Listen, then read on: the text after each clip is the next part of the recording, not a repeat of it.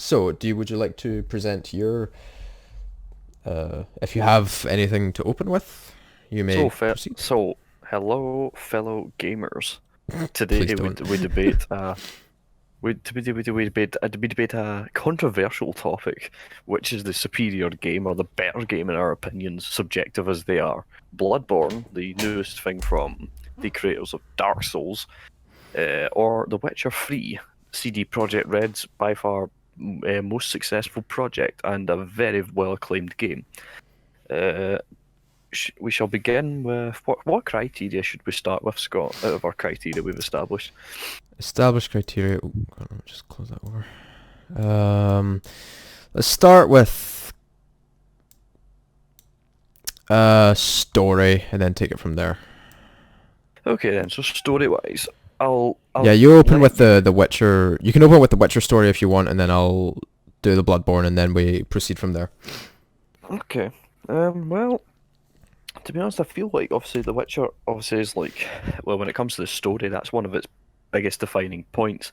I mean, with The Witcher, there is an excellent story. The base game itself is pretty decent, but even if that doesn't draw you in, there is the fact that there's so many different side quests. I mean, at the end of the day, there are, I think, your average playthrough, if you were just doing the single player storyline, or like the actual like general story, which nobody ever does, thinking of like people that play Skyrim, takes up about 120 hours. If you add in all of the side quests that are in like the base game, that adds on a good like 30 hours or something I've heard from people. So at that point, you've got 150 hours worth that you can pour into this game.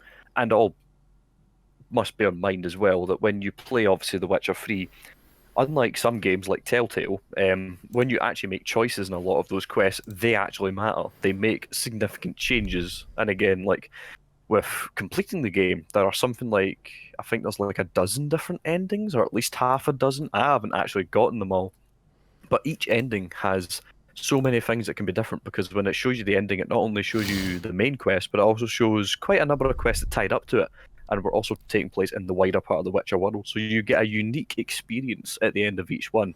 And that's not before you even consider, I'll just put very lightly, when you consider the DLCs that CD Projekt Red made, because they are totally worth your money bang for buck. They add on at least another 100 hours, I would say.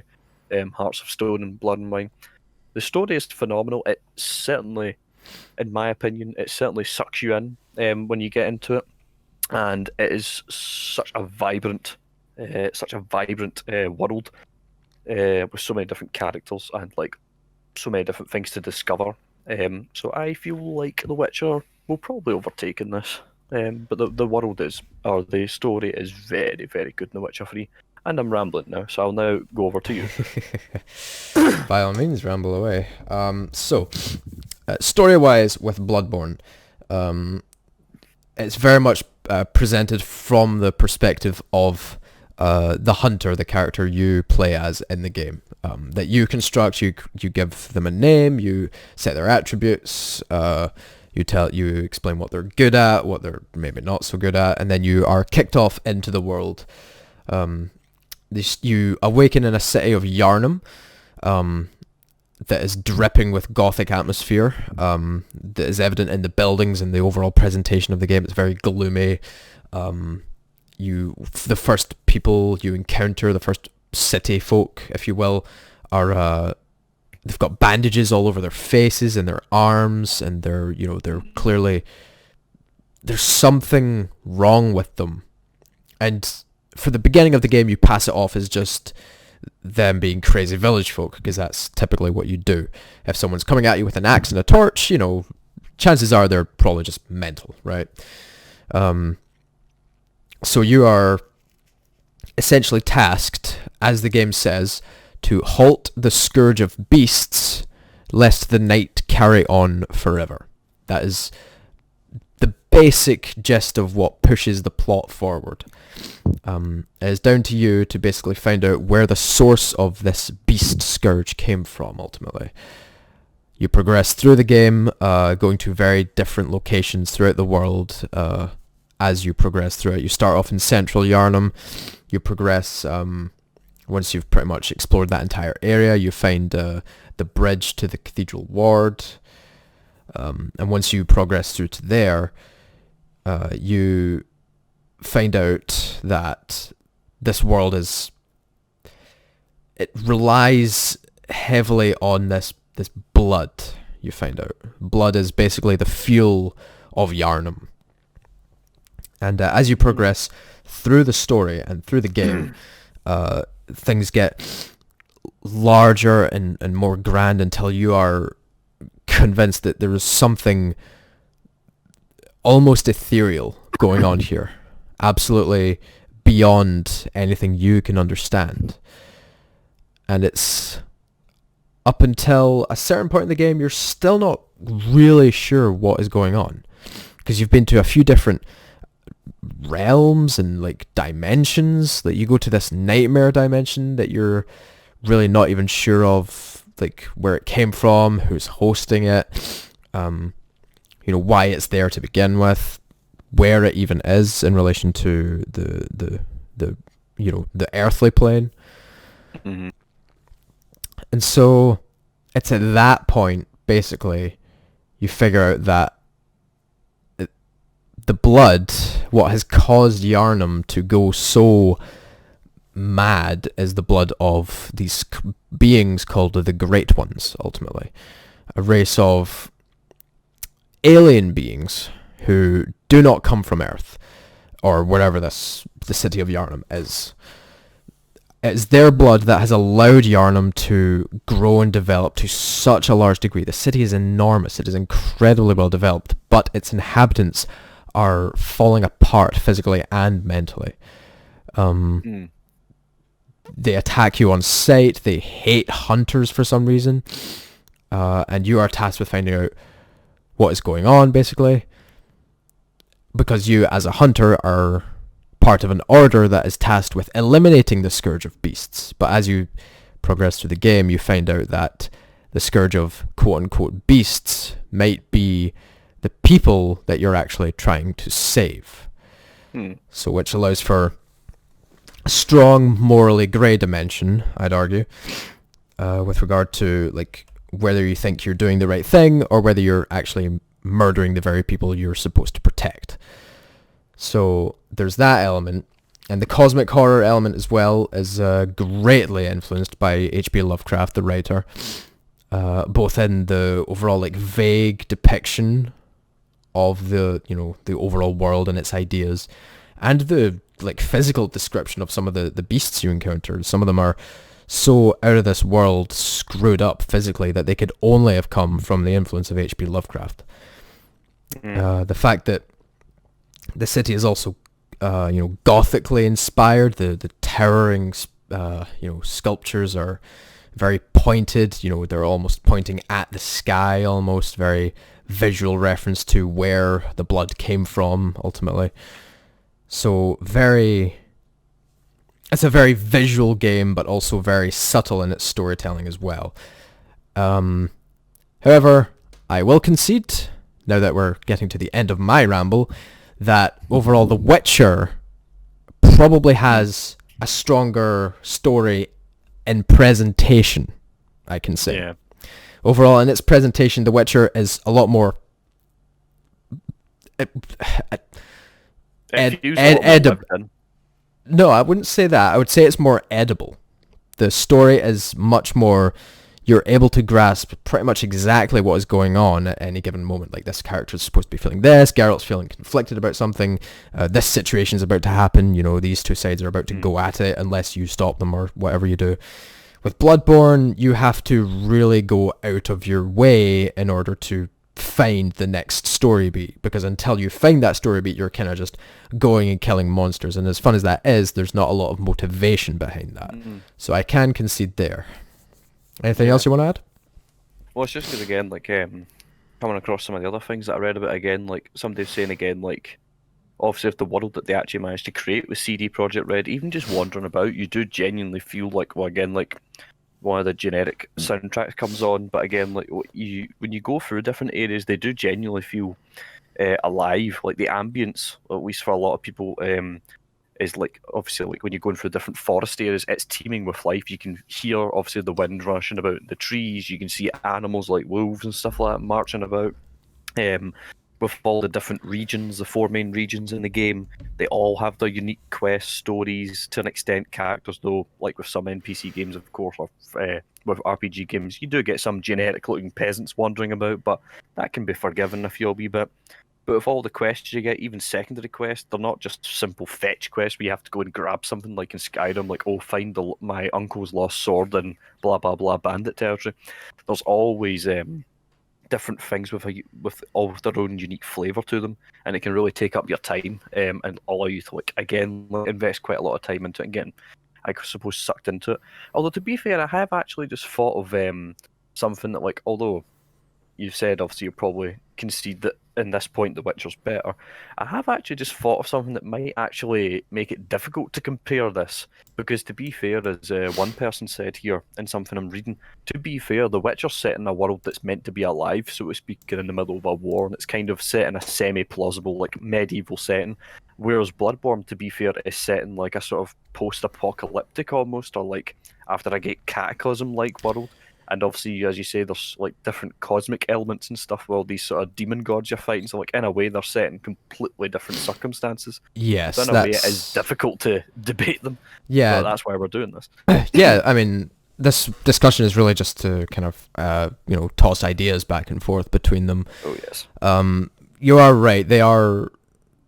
I suppose we should have prefaced that they are very, very different games, despite the fact that they're both in the same technical genre of RPG, third person action, fighting oriented games. So yeah, in that sense they're difficult to compare with regards to story and setting, but that's kind of where the strengths in both of them lie, I suppose. Like with the Witcher's very, I know you would argue, obviously, that The Witcher isn't a straightforward storyline, but compared to Bloodborne, I would think even you would concede it's a lot more straightforward. You know exactly where you're going, you know who you're going to either talk to or fight or kill or whatever. Bloodborne, you don't really get that, at least not until the second time you play it. Whereas with The Witcher, you know from the get-go exactly where you're going and what you're going to do, basically. Yeah. So I suppose that's a very straightforward one. So The Witcher, I guess, takes the story aspect. Yes. So let's see, the next one I've got is... I suppose we've... Shit. Right, this is one that I have a slightly better argument for. No, let's do combat after this one, because that's a good setup. This is a good setup for it, in terms of characterization with the person you play as. So, do you want me to open this one? Yeah, okay, right, I'll lead. So, again, with regards to the story, it's more complicated to talk about Bloodborne with regards to characters, but I'll do my best. That's why I'm here.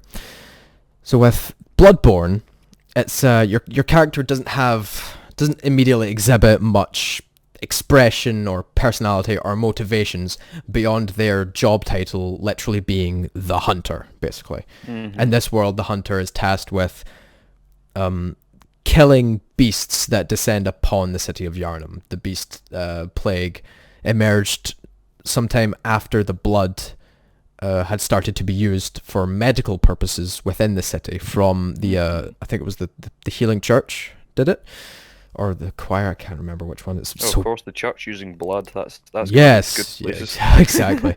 Church using anything, but they started doing that, and then the beast hunt started not long after they started doing that. So the hunters were tasked with killing these beasts. Basically, they were hired by the church to quell the beast scourge, basically. So in that, the character you play as doesn't have much immediate personality or motivation, but I'd argue this allows for a stronger identification with the player, because they are allowed to attach their own kind of ideas and headcanons to that character ultimately. It's a complicated defense, but my defense is it is a video game, not a movie or a television show. Therefore, immersion with the world and immersion with the person you're playing as is more important than most other aspects. Yeah. The choices that your character makes have definitive impacts on your world and your playthrough. They take the story and the setting in ways that feel natural to the world, regardless of which direction they go, whether it's a positive outcome or a negative outcome. Both aspects feel like they flow very well given the setting and what has happened thus far and what you have done as the character. You're also able to kill any character in the game permanently except for the doll, which I think is unique amongst RPGs. Yes, the doll is a character in the Hunter's Dream who ultimately helps you to level up, basically, is what she's there for. She's the only character. Master Splinter. But yeah, basically. Now, Garriman's more your Master Splinter. The doll is April O'Neil. The doll is April O'Neil. She's there to guide you and kind of help you out, and she helps you to level up your stats, basically. She's the only character you cannot kill permanently in the game. So, and on that note, I shall pass it to you with The Witcher. Yeah, I feel like because Bloodborne and those kind of games, the games made by the people that created Dark Souls, will have a slight advantage in this, because of course in terms of characterization, one of the cool things obviously you are able to do is you design your character right at the get-go, of course, which is always a big thing with RPG games, because it lets the player actually obviously like have a bit of input as to what their character's like, or like obviously in certain other games obviously you get to like sometimes like do a bit of background in that, but even just obviously the thing of like actually designing how your character looks and what they're like, and obviously whether they're like tall and muscly or whether they're short or shit. These sort of things allow obviously the player to actually make sure that it feels more like, oh, it's my character or my guy, or it's actually me that's taking part in the story. With The Witcher 3, to be fair, you already have a predefined character in Geralt, who isn't too bad and easy on the eyes, although it does have a big horrible scar. But that is Scars are hot. That is an immediate point to which, of course, that there's a slight disadvantage, but I do feel The Witcher does allow you to do certain things with that. I mean, granted, it's already part of a set story, or at least it's at the end of the books, which you don't necessarily need knowledge of to actually enjoy it. And when you do actually take part in quests on the main storyline, again, like due to the way the storytelling is in The Witcher, it allows you for player choice, because obviously it's not like in certain Telltale things where, again, like the result is already predefined and the character or the player doesn't have actually any choice in like what their character does. Playing as Geralt, again, you get so many options like to do certain things, like whether you want to try and like talk your way past a set of thugs, or whether you just want to go, fuck it, I'm just going to slice them up, these bitches, left, right and centre. So I feel The Witcher does try and help with that sort of stuff. It certainly feels, at least when you play it, to me, like a unique experience. Although you are playing as Geralt, a predefined character, you do get to make an awful lot of choices, which help you sort of sympathise with him, or even like I feel like feel in touch with a wee bit with him. But yeah, to be fair, admittedly, when it comes to this category, Bloodborne will probably have the point, because again, there are a lot more options for characterization, actually like sticking with your character. But I do feel you can level with Geralt playing as him in The Witcher 3, and there are moments where you can certainly feel akin to Geralt, because he gets put in so many different situations, like in the course of one of his quests, for example. When he's investigating what appears to be a monster attack, it actually turns out to be something quite different. He's encountered another Witcher who has fallen afoul of some peasants that tried to cheat him out of his rightful reward for killing a monster. The guy defended himself, but he also went too far and ended up killing almost everybody in the village. So you then get left with the choice. Do you simply allow him to walk away because it's the Witcher's code, and Witchers don't generally tend to kill each other because there's not many of them left? It's like estimate there's like less than a dozen, maybe a dozen in the whole of the north. And of course monsters aren't really getting any shorter. So there's that argument playing in the player's head to let him live and keep going and killing monsters. Or there's the moral thing that will inevitably come into the player's head. He just murdered an entire village. I can't let him walk away from this. And in the course of that quest as well, there is a moment where the player encounters a small girl, which they can either help or just leave to the wolves. So there are many moments where, although Geralt, well, this is the thing, because he's such a blank slate as a Witcher, because they have no emotions, it kind of ties in with allowing the player to make their own decisions, because it is entirely on you how a lot of these things end, and ultimately it's down to your choices. And I'll just end that point. That ramble. Yeah, no, fair enough. By all means. I get what you're saying with regards to how Geralt is identified as being as blank a slate as they can while still staying true to the source material. So in that sense, I guess like as a straight up character with better identification, Bloodborne takes it because the character is like a total blank slate. All you know about him is that he's a hunter or she's a hunter, and hunters do this specific job. But other than that, you can basically fill in the blanks with whatever you want. And as with regards to an actual character, Geralt is better because he has more definitions. He has more, he has his own motivations, his own things that he does, his own moral compass, his own damage. He's a much more three-dimensional person with regards to the hunter. So it's ultimately, I think it's about what you're looking for in terms of immersion. If you want to actually play a story that, being The Witcher is, heavily influenced by fairy tale stories, obviously, versus actually like, existing in or becoming part of an existing world. I think Bloodborne does that better. So I would say for that one, it's kind of a toss-up between, Well, we say a tie. Sure. Let's say a tie. I'll It really I'll say a depends tie. upon the player. Yeah, I'll do that much. I'll say that much. So now it gets to the fun stuff. Combat. Right, so let me think. Let me see. Right, so... Okay, right. Do you want to lead or will I?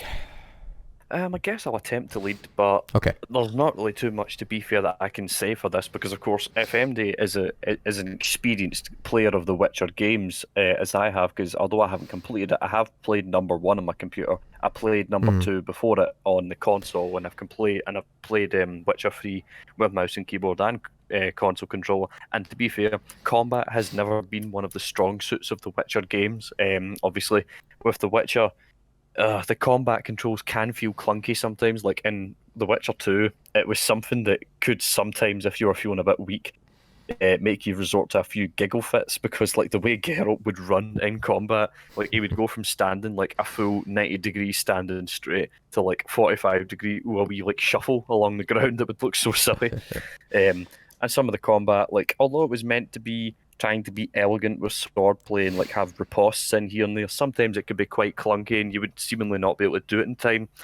And the enemies they could potentially be up against, not necessarily the monsters, but more the humans, would either do a flat up attack at you or just circle about. They'd be very clumsy.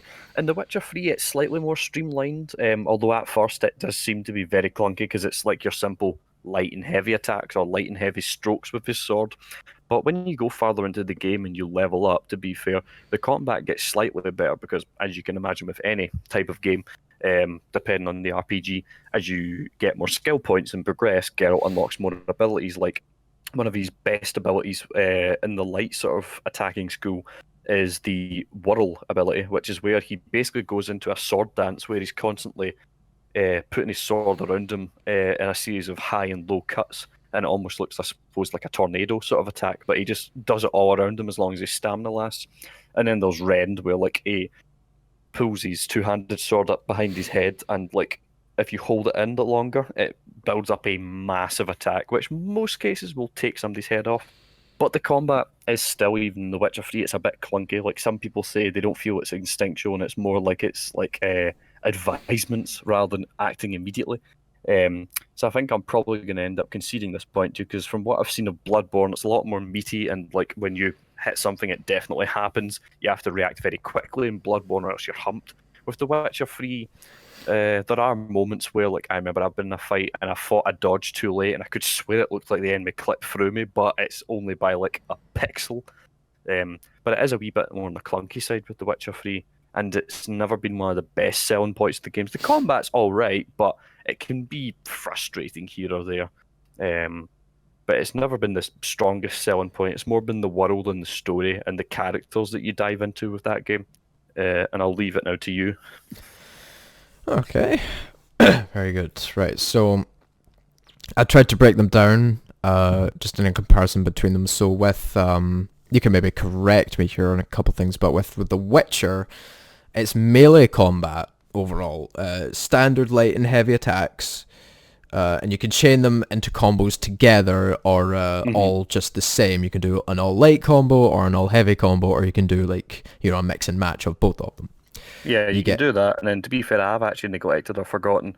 There is a slight ranged aspect to it, but it's not really big, because you have the signs, of course, that a Witcher uses. They're very basic, but very useful magic attacks. And Geralt can carry a crossbow in The Witcher 3, which shoots a slight bolt, but doesn't really do much damage. It's usually just to like knock a flying monster out of the air, for example, or to like distract somebody, or like briefly interrupt their attack, but it doesn't do terribly much in the way of damage. But it is primarily ground combat, close quarters. Aye. Then you get your different weapons, your different swords, and you go through them at a much quicker rate, or a very fast rate, at least at the start, due to the degradation overuse. You block and parry. Am I right in saying blocking while surrounded will block attacks from any direction, at least from like multiple enemies? No, not really. I don't think. When I remember last time playing it, I think it's eventually another skill, I think, that you have to unlock. But no, when you're blocking, it tends to do it, I think, from the front and from the sides. But if an enemy was to attack you from the back, they can nick you and get you that way. It always depends, again, on what direction you're facing with the enemies, which is why you've got your dodge and your sidestep keys, because you can either do a full-on dodge where he flips over to the side and does a roly-poly, or you can do just a sidestep where he just like does a wee like dash behind them. And I suppose like there are riposts which are very hard to pull off. It's better when you're just up against one person, but obviously if you do the block right before they're about to hit, he sort of almost grabs their sword, or like, well, he manages to get inside their arm and push them away, and of course that disrupts them for a riposte, a counterstroke. I will say, like, that's something Bloodborne doesn't even have. The difference between a dodge and a strafe. Because with the strafe, you simply do a little sidestep. It's just like a quicker dodge to avoid a fast attack from the enemy, and allows you to get around to their side and allow you to, attack from their undefended angle. And then you obviously get the bigger dodge, where it allows you to get more breathing room, basically. So that's actually something that Bloodborne doesn't even have, so I will give Witcher points for that. With Bloodborne, comparatively, you get light and heavy attacks again, and again you can chain them into combos, both light and heavy. You do them either way, and it works. But your transforming trick weapon means you basically get two different sets of attacks for melee. And you can transform your weapon mid-combo if you either want to be cool or the situation is appropriate. For instance, if you're attacking an enemy, for instance with, the threaded cane. If you're attacking an enemy with the threaded cane, one-on-one, the threaded cane is very good at individual combat. But when other enemies inevitably come after you at the same time, if you hit L1, then it transforms into a chain whip, and you can use it against multiple opponents. I'm having Belmont flashbacks. Exactly. It's basically the Morningstar whip, but its base form is in the form of a cane, basically. So yeah, you can transform that out mid-combo for style points, or for, to approach the situation appropriately. Once your attack is started, you are committed to it with no ability to cancel it or dodge out of it. So once you are in the attack, you are in it until it's done. You can also dodge into an attack. You press it. If you press forward and dodge, and then while you're dodging, you press any attack button, you'll dodge immediately into another attack. Or if you dodge without pressing a direction, you dodge backwards, and if you hit, on PlayStation, it's the R1, you'll immediately do a step forward. So it's basically you're covering that distance again into another attack. So I would say with regards to the melee combat, Bloodborne has a lot more depth, at least with the melee side of it. And then with the parry feature, you use your gun to shoot them like you would in the Witcher with the crossbow, or the styles rather. Doing that allows you to... It doesn't do a lot of damage unless you really bulk up your... I forget the perk that actually boosts your gun damage, but you do that, you parry that, you shoot them immediately before the enemy attacks you, or a very specific, attack window, then they get stun locked, and then you perform a visceral attack, which you take much of their health off in one big chunk. It's a lot riskier, but that's the whole risk versus reward system coming into the combat of Bloodborne. Mm-hmm. Which I'll also say, like, using a gun to parry is a lot, like, more unique and harder to nail than the Witcher's parry feature. But once you do nail it, it yields a much higher reward, I'll say. Mm-hmm. So that's second. Yeah, right. So that's right. So there. Right, okay, that's that there. Anything you would like to add or counter? Nah, I'd say like I have not really got anything to counter. Okay, fair enough. So we're saying what, Bloodborne takes that one? I'd say Bloodborne takes it in combat. Okay, fair enough. So now we come to the defining one, replayability. So since I've just rambled there, I'll let you lead this one if you wish, replayability. Yeah. Well, again, it's kind of touching on stuff I've already said before, but again, like, with this game, I feel like because of the multiple endings that The Witcher can potentially have, again, depending all upon the player's choice, I feel like it gives it a great deal of replayability, because I have done, myself, for example, I mean, I have poured, let me see, if I look on my games library right now, so how is it this pishy thing works? I hate Steam's new overlay. It is such shit. But let's see. If I look at my collections of my games, oh god, it's such a pain that it looks like this. Yeah, if I look at the amount of hours, I have put 370 hours into The Witcher in total over the course of my owning it. And with that, again, there are so many different things you can discover. The map obviously is huge. I don't know if it's still the biggest RPG map. I think it might be, but again, like when it first came out, they were praising the fact it was like 3 times the size of Skyrim or something, because it is absolutely huge. There's so much to discover. There's a lot that even I haven't fully discovered yet. And again, with all those different quests and the multiple endings and the multiple things you can do, because again, it is all player defined. You can either make Geralt the nicest guy out there who always stops to do a helping hand. He's like your good Samaritan Witcher, which is kind of what I do. Or you can be an absolute savage cunt and just take your money and leave and just not give a shit about MD standing in your way. And again, it gives it a good like 120, 150 hours of replayability, which is, of course, you also add like a good 20 or so hours again if you manage to get the DLCs, Hearts of Stone and Blood and Wine, because not only do they add another new main quest, so to speak, because there's a main quest associated with those DLCs, but they bring in different quests of their own, side quests and such. Like with Blood and Wine, it adds a whole new map, and again, there's more stuff to discover. So I feel like from those aspects, especially because in your course of also, never mind the story, but when you're upgrading Geralt, there are multiple different builds people can do. Like I predominantly tend to be probably your basic bitch Witcher player. I'll do like a build where I've put a lot of the skill points from the character into combat and into magic, building up the spells and building up your physical attacks, which is very basic, but I suppose it's also one of the most reliable builds. But there are other ones, because again, there's different character skills that you can invest in, such as in the alchemy tree. There's ones that vastly increase the potions, for example, because again, the other half of a Witcher's arsenal, other than his magic and his swords, is his bombs and is his potions.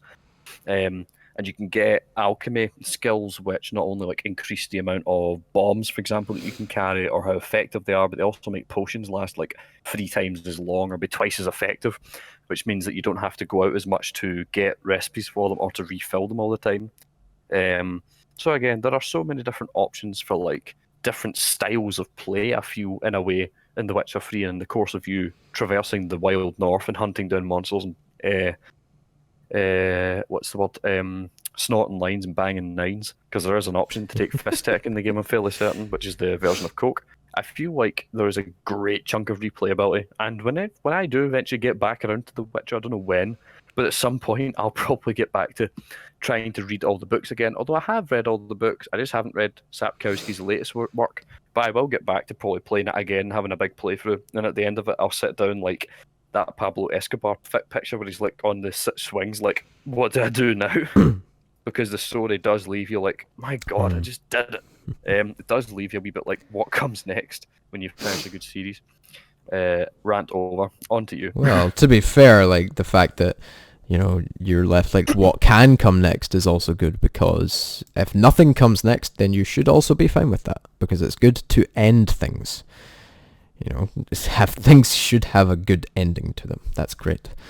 Right, so with regard to replayability in Bloodborne, I would say, yeah, absolutely replayable after you get through it once. It really prides itself on its combat. I would say that's the main thing that, I keep coming back to Bloodborne because of the combat, and other things as well, because I like the game a lot, overall. But the combat is the main thing that brings me back. There's so many different builds, as you say, in The Witcher. Like, you can go, like, for this playthrough, I'm now using the threaded cane and the pistol. My first big playthrough I did was with the saw cleaver and the pistol. And the first playthrough I did before that was with the hunter's axe and the blunderbuss. That was my failed one before I figured out what the game wanted from me, and before I gave it a pound of flesh. But you can experiment with different builds, different character attributes. You can start off with as the blank slate, or you can start off as a different build. Sometimes you start off with different. Obviously you get your different points to put into agility and health and vitality and things like that, and stamina and things. There are different ways you can start off the game with those higher starting points. So I think that's really good for like figuring out like what is your best playthrough, I guess. Because I don't know about you, but I enjoyed my long playthrough, but I don't know if that's the prime playthrough. I don't know if that's my absolute pinnacle of my loadout, basically. With the world as well, like the story, you can like, with regards to like certain locations do not become available to you until you've beaten a certain part of the story. Like Yahar'gul, the Unseen Village, you can get kidnapped and taken to it by a snatcher after you've... I'm trying to think. It's been a while since I played Bloodborne last, but after a certain point in the story, you go back to Cathedral Ward, and a snatcher can come and kidnap you and take you to Yahar'gul, and that's kind of your first inclination that there's something much bigger going on. Because until this point, I was interested in the storyline, but there was nothing. I just kind of was like, oh, that's cool, and then I went back to the gameplay. But Yahar'gul was the first time, because in presentation-wise, that's the first part of the game that actually has music playing. No other part of the game, with the exception of boss battles, does music play. And Yahar'gul, the Unseen Village, is the first time that music plays when you're walking through it. And that is... That little subtle little change, was enough for me to just be sitting there stunned, and I was like, okay, this is unsettling as all hell. And then you go through this Yahar'gul Unseen Village area where there's these snatchers, and they can kill you in like 2 or 3 hits, regardless of what your vitality's at. And that alone was enough to make me more interested in the story. But if I didn't get kidnapped, because you don't have to go out of your way to go find the snatcher, but he appears if you stand there for long enough. But if you just sprint past him and go up the stairs past him, then there's a chance you won't see Yahar'gul until it actually props up in the main story. So there's a lot of different branches and ways that you can play the game, and the game will actually turn out like strikingly differently. And with regards to like boss fights as well, I didn't fight the main, like the last bosses of the game. I didn't actually fight them until my playthrough was about to end. Like Ebritas, Daughter of the Cosmos, is one of the strongest links to the overall story and why Yharnam is so screwed up, but you can go through the entire game and not fight her at all, or even see her, because you have to really go out of your way to find the Upper Cathedral Ward, where she lives. And the fact that you can go through the game so often, like I'm still finding stuff out, and I've played it like for about 100 hours, like maybe, I think 100 hours in a game like that is quite a lot, and I think that's like enough for you to find your ground in the world. But with subsequent playthroughs, you can go through it and really just hammer out, right, so this is where I can go from here. I mean, I didn't even go to Castle Canehurst until I'd beaten basically the main story, and I'd slain the nightmare, so to speak, after killing Mergo's wet nurse, which is kind of the last, I don't want to say last boss, but it's the last kind of story boss. After that, there's a few more, but that's basically where you get your ending. The story basically ends with Mergo's wet nurse. And then the game can go like 3 radically different directions depending on how you've played it. So I personally got 3 umbilical cords, but I never used them. So I got a totally different ending to what would have happened if I had actually used those umbilical cords. So this playthrough... Ew. Yes, exactly. It's grotesque. And that's another thing about Bloodborne. It's so grim and dark and gruesome that personally, you know, I'm a bit fucked up myself. So I'm naturally drawn back to that. And it's, you know, the Gothic architecture, it's gorgeous. It's a magnificently designed world. The combat is superb. And I'm a little bit of a sadomasochist, so I enjoy getting my balls kicked in. You know, to an extent, until I rage quit and throw my controller. But these things all stack up on top of each other as to why Bloodborne is like, it's probably overall my favorite game I've ever played in my life. And that's my ramble over. Well, I'm not sure where to sit on that one, because I think they both have their merits, but my own bias personally in terms of replayability leans more towards The Witcher. Oh, of course, yeah. That's fine. I mean, in terms of contention, I don't know, like, obviously I've played a little bit of The Witcher. I'm really not sure. I guess if I'm to argue from my own bias, I would say from my own perception of Bloodborne and Witcher that Bloodborne's replayability is a little bit higher because it's so vague, basically. It's so open-ended. Yeah, but no, it's replayable in the sense that it's open. It's so open, like you can't go everywhere immediately, obviously. You have to work for it, but once you can go everywhere, that's where, you know, the divergences in the game are. Of course, with The Witcher, you can go just about anywhere immediately, right? Well, yeah, to be fair, I mean, you can theoretically, I suppose, go wherever you like in the world of The Witcher, but it doesn't necessarily make it a good idea, because one of the things that CD Projekt Red does have in the game is, of course, there's the leveling system, where they were setting out specifically not to have it like Skyrim, where in Skyrim, obviously, you can just go to so many different areas, and like as long as you're kiting around the enemy, you can just defeat any boss, as long as you're careful. In The Witcher 3, it very much stacks, like, with some of the different areas, like, they're not all the same. Like, you can't just go to, say, everywhere in Velen, and they'll all be, like, level 10 to 15 quests. No. Within each different area, and with some different villages, you will have quests that can either range from being like level 12 to like generally being level 20, or you can even get one in Velen that's level 40 or level 30, I believe it was. And I was like, oh, fuck me, I'm not going to be there for quite some time. And so it actually makes you wait, because if you try and do these quests when you're not the right level, not only do the enemy in general probably like absolutely fuck you about because you're not developed enough. But on top of that, you won't have the necessary skills or even some of the right equipment to actually deal with them. And so very quickly you die very quickly. And these things are indicated by you generally see on their health bar there's a red skull, as if to say you're way too many levels below them. You will get stomped hard.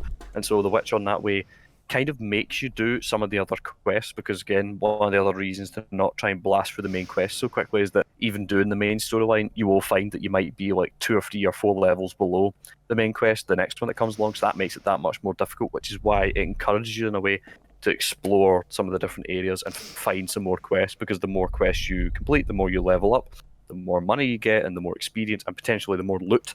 And in general this makes it sure that the player actually is not only competent but experienced enough in the game and maybe has the right gear to actually progress to that part of the story or to complete that next mission. Fair enough. I would argue in that respect, just going in that same vein, Bloodborne does the same thing, but because From are so famed for making their games deliberately, challenging and crushingly hard, especially to noobs, that's where the charm and the replayability is, because like as much as you play The Witcher, you can, obviously you could be good at the game, but it can also come down to your gear and your spells and your charms and your potions and things like that, and your traps even. There's a lot there to help you in the world, and in big fights against, bosses and large groups of enemies and things like that. With Bloodborne, it's much more Throws you out there at the deep end. Basically, yeah, it reduces pretty much everything. You do have gear stats, you have better armor, better outfits, better weapons, things like that. Things that do more damage, or things that maybe like your gun, for instance, you could change from a hunter's pistol to a repeating pistol, which fires a lot faster. And these things are good, and you find use for them because the game pretty much forces you to. You get into these big fights and these big skirmishes, and you're just blown to ash basically as soon as you start, and you're like, right, okay, I need to learn. Whereas in The Witcher, obviously I'm not saying The Witcher is easy, but it seems like there's a lot more opportunity for newer players to just kind of ease them into it. Whereas with Bloodborne, you really have to work to climb that hill. But once you climb it, it is, that's where the success of, the games, where the appeal is basically. Once you are that good, you are just that good, and that is some serious bragging, right? Yeah, I suppose to be fair, yeah, I do concede that. I mean, The Witcher kind of does give you a helping hand in certain ways. Like again, like it's once you've discovered a monster, it gets entered into the bestiary, and you can see what equipment it recommends you'll need to actually kill it. Then again, you don't always necessarily discover these things, because one of the ways you discover them, funnily enough, is by getting books in the Witcher universe, because once Geralt's read it or speed read through it, it gets added in. But if you don't actually discover some of these things, sometimes you might go into a fight with a monster and have the generic gear, but for specific monsters that are a wee bit unique to the area, they have certain things you might actually need that you won't know about unless you've gathered all the necessary information. Because usually in some of these quests there are cases where you have to gather a bit more info, or you just charge straight into it, but not necessarily recommended. But I will concede, I suppose, in that respect, replayability, again, like discovering all these potential combat techniques you can do. There's probably a lot more in Bloodborne, because again, it leaves it up to the player's discovery rather than... However, I do feel that in regards to replayability, that The Witcher does have an advantage with its storyline, because I imagine if you restarted, obviously Bloodborne again, if you've played it before and completed it before, then you'll kind of know in a way what's ahead. Although you have said about there are different things where you might not even go through certain parts of the story and like not even encounter some of these characters depending on what you've done. But there is a kind of typical story, like obviously with defeating these deities that you kind of expect and know is going to happen. Whereas I feel with obviously the quest aspects of The Witcher 3, again, I was mentioned, like, I don't know how many endings there are exactly. I might actually look it up in a moment, but there are so many different endings to the eventual story that you can see as the credits roll in your game, that I feel like that alone is one of the things that brings players back, because you'll want to see like how your choices have all tallied up, and like whether you do the exact same thing or whether you've ended up with a completely different what's the word end scenario for the Witcher world. Because let me see if I actually look this up. How many endings does The Witcher 3 have? Oh, aye. This page contains information. There are many different factors that make up the game's 36 different endings. I didn't even think there were that many. Ooh, wow. While this does not mean that there are almost 40 ending cutscenes, it instead refers to the number of variations that can be in the world at the story's end. So yeah, potentially around 36, into double figures, how many endings you can have, and again, it kind of tallies up the main story, some of the other stories you've done. There's so many different things that add up to like a different world state. Because this is the thing, of course, I should mention, one of the things that also impacts is when the player actually makes certain decisions, not just in quest, but there are also certain acts you can do. Like throughout the world of the North, it's described that obviously the North is in a period of war at the moment between the North and the South. And in general, a lot of the area that Geralt passes through, the countryside, is often depopulated. And in some cases, there are quite a lot of areas you'll discover that's marked on the map by like a hut with crossed swords.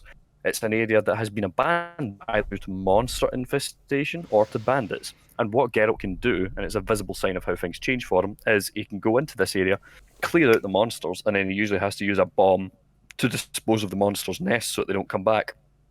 Or if he even just kills if it's a group of bandits, if he manages to slay all the bandits, what ends up happening is immediately you have a brief wee cutscene where people come back, and in general that area becomes a lot more populated. As a result, there's more people, less monsters, it's more safe to traverse, and on top of that, it gives Geralt a wee bonus because occasionally he gets a reward, and a merchant will occasionally, which also means that he can get access to potentially more gear, or for example, more items. Like for example, there is the Gwent game, which so many people seem to obsess over, but it's a very basic minigame of cards in the game, which a lot of people find fun. I suppose it's more for like those people that really liked, for example, the poker and all the rest in RDR, all the fanatics that go to gamble in game instead of wandering the Western world. But yeah, I feel like there are so many aspects to The Witcher 3 with obviously how big the world is and how much it is filled with and how alive it is, that there is, as I've discussed myself, I've done 370 hours into it, there's a great deal of replayability. I don't think that can be ignored. Sorry, rant. You're next. Man, it's absolutely fine. Just, I'll say that much. Again, like as you're saying, finding more endings and more things to actually like end the game on. Yeah, there's a lot more. There's a lot with Bloodborne too. But I'll say like, due to its hands-off approach, it's much more player-driven, I'll say. Because with Witcher, you get your choices with regards to what you do, and you might not know what the ends of these decisions will lead to, but you'll still make them. Whereas with Bloodborne, there's choices as well, like you can choose to help out the faction in the Forbidden Woods, for instance, where the guy with the bucket on his head. Or you can choose to help Alfred free Master Logarius from the Vile Bloods. Or you can choose to kill any of these characters and just stop their storylines right there. That's where their storylines end. I'd say, or you can carry those storylines all the way to their conclusions. Where those conclusions will be, you don't actually know. With Alfred, you don't know if he's going to end up killing the Queen of the Vile Bloods and then end up killing himself afterwards because he's fulfilled his duties to Master Logarius. And you don't know about the guys in the Forbidden Forest because I never played that storyline. But this time I might, just to see where that storyline ends up. Or hell, this time I might be a right bastard and kill the guy, even though, I've not done his storyline yet. It's much more down to the player to choose where they want to take it in Bloodborne. They can take it really any way they want to, and I think that is, with regards to variations, you can literally do probably a playthrough where in one playthrough you don't kill either Alfred or the bucket man. In the second playthrough you kill Alfred but not the bucket man. In the third playthrough you can you can not kill Alfred but kill the bucket man in the woods. Or in the fourth playthrough, you kill both of them and progress from there. those four things, while you might play the game totally the same, for the rest of the games, those four instances are pretty much totally different with regards to how you're playing it. Even though they're quite subtle, you're just killing this one person as opposed to not killing this other person. But it's a lot more free, and the game doesn't really massage into your head which is the best way to do it. Obviously, these characters are difficult to kill, but so is really any character in that game. So I would say, just with regards to player freedom, Bloodborne offers it in spades because the players are pretty much let loose to do whatever they want to do, basically, with regards to the characters and where the storyline goes. Hell, with the ending, there's 3 different ending cutscenes, but that's not to say that is like... I mean, obviously that is the end of the game, because you can't play any further than that. But just because you kill the last story boss doesn't mean you have to stop playing the game. You can kill the last story boss, and you don't even have to continue on to Gehrman and that situation, because that's a definitive ending you'll get. But with regards to how you play the game, there's so many just little tweaks and little variations where you reject this person, you tell this person to go to the church, and maybe they'll die, maybe they won't.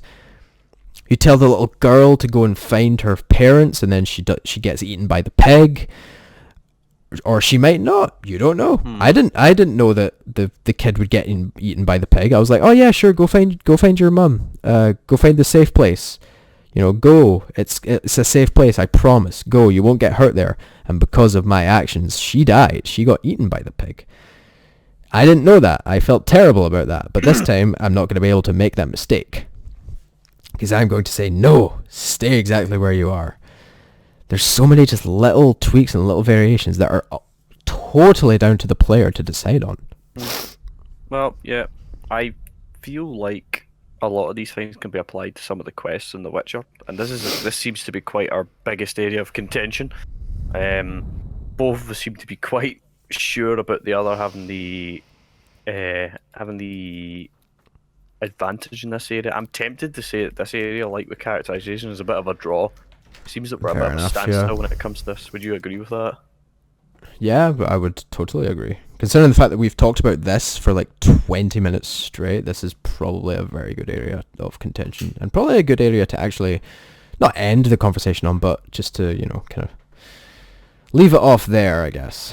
Yeah, I would say, yeah, ultimately we seem to have come to a bit of a tie. Alright, we'll call it a draw. Alright, we'll call it a draw. Come, Patsy. Yes, I think... they're very unique in both their aspects, and to be fair, they're both set in different ways, but they are both 2 great RPG games, and I feel like they offer different things. Bloodborne, as you say, kind of throws you at the deep end. It is a very mysterious and bizarre environment you find yourself in, with this otherworldly sort of place, devoid of people, and again, there's like all these sort of fucking hellish monsters you fight, again, with like all these wacky characters, which potentially your choices can lead to a variety of different things that you'll never see coming. Whereas The Witcher, I feel like, obviously offers that other thing where it's a huge, well-built, established world, which anybody who likes playing an RPG, I suppose, and likes immersing themselves in these sort of like RPG fantasy elements can dive into and like just suck up all the lore and stuff like that and the characters. So they both have their good merits. We'll call it a draw.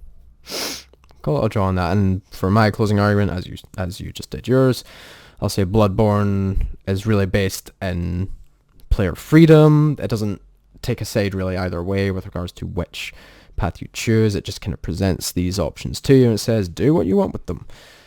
And I think player freedom is a very, very important factor in video games. And I think just as a video game, Bloodborne might do that better. To me, I guess. I'll add that little addendum. And on that bombshell. The discussion shall come to a close, I think. So Bloodborne takes the combat, Witcher takes story, it's a draw for characterization, and it's a draw for replayability.